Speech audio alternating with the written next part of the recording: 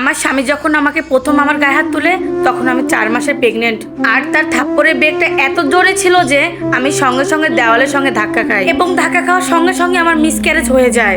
আমার শাশুড়ি পাশের রুম থেকে আমার চিৎকারের আওয়াজ শুনে এসে দেখে আমার অবস্থা খুবই খারাপ। শাশুড়ি মা আমাকে ধরে বারবার আমার স্বামীকে বলতে থাকে, চল বৌমাকে নিয়ে হসপিটালে নিয়ে যাই, বৌমার অবস্থা খুবই খারাপ, এখনো ডক্টর দেখাইতে হবে। কিন্তু স্বামী নামের সে পাষাণ ব্যক্তিটা না একবারও আমার দিক ফিরেও তাকালো না। তারপরে আমার শাশুড়ি মা একাই আমাকে হসপিটালে নিয়ে যায়। হসপিটালে ভর্তি করার পর তারপর আমার বাবা মাকে সব জানানো হয়। আমার বাবা মা হসপিটালে এসে আমাকে দেখে তাদের কথা বলার ভাষাটাই হারিয়ে ফেলেছে। আমার শরীরের অবস্থা এতটা খারাপ হয় যে আমার হসপিটালে 4 দিন থাকতে হয়। কিন্তু কতটা কষ্টদায়ক একটা কথা, একদিনের জন্য আমার স্বার্থপর স্বামীটা আমাকে দেখতে আসেনি। যেদিন আমাকে রিলিজ দেবে সেদিন আমার মা বলতেছিল, তোর আর জামাইয়ের মধ্যে কি কিছু হয়েছে? মা আরো বলে, তোর এমন একটা অবস্থা হলো, জামাই একবারের জন্য তো আসলো না।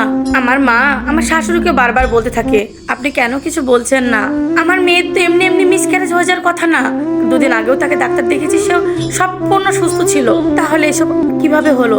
মা আরো কিছু বলার আগে আমার বাবা আমার মাকে ধমক দিয়ে বলল, এইসব কথা রাখো তো, আগে আমার মেয়েটা সুস্থ হোক, ভালো হবে, তারপরে এসব দেখা যাবে। আমার শাশুড়ি আমার তার সঙ্গে আমাকে নিয়ে যেতে চাইলো, কিন্তু আমার বাবা কোনো মতেই আমার শাশুর সঙ্গে আমাকে যেতে দিল না। তারপরে বাসায় যে আমি সম্পূর্ণ ঘটনা আমার মাকে খুলে বলি। আমার মা শুনে অনেক কষ্ট পায়, অনেক কান্না করে। আমি আমার বাবা মার একমাত্র মেয়ে ছিলাম। আমার শ্বশুরবাড়ির অবস্থা অনেক ভালো, আমার স্বামীও এক বাবার একটাই ছেলে। আমরা প্রেম করে বিয়ে করেছিলাম দুজনা। বিয়ের দিনে আমার বাবা মা আমাকে মেনে নেয়, আমার শাশুড়ি আমাকে মেনে নেয় একটু দেরিতে, তারপরে আমাকে অনেক ভালোবাসতো। বিয়ের পরে আমার হাজবেন্ডের বড় কোম্পানিতে একটা চাকরি হয়, মোটামুটি ভালো স্যালারিও পেত। বিয়ের প্রথম আমাকে খুব ভালোবাসতো, খুব ভালো ছিলাম।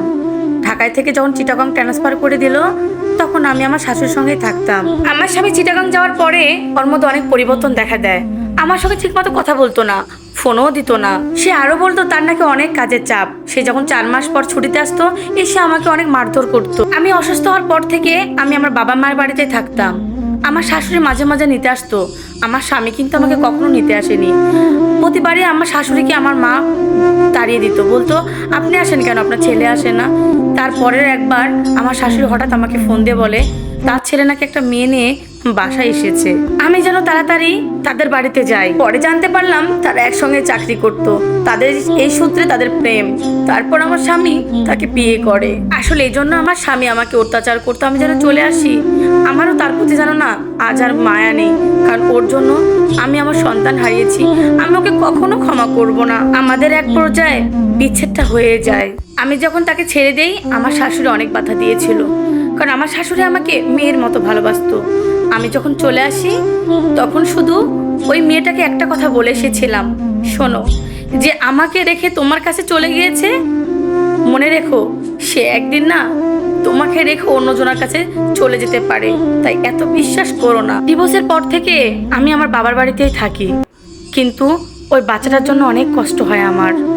জানো আপু, বাচ্চাটার কথা মনে পড়লে না খুব কষ্ট হয়। এটা একটা অসহায় আপুর লাইফ স্টোরি।